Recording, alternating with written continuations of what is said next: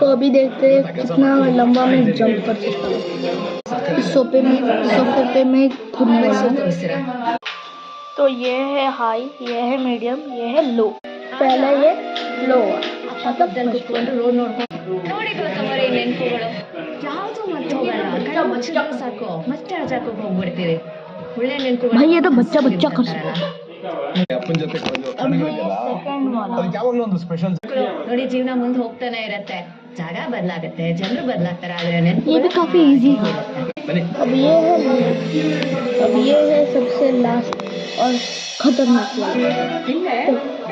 भगवान को यही प्रार्थना करता हूँ सही जगह पे लैंड हो और खराब भी ना। 3, 2, 1 गुड न्यूज़ ನಮ್ಮ ಭೂಮಿ ಫುಲ್ ಗುಣ ಆಗಿದ್ದಾಳೆ ರಿಪೋರ್ಟ್ ಬಂತು ಏನು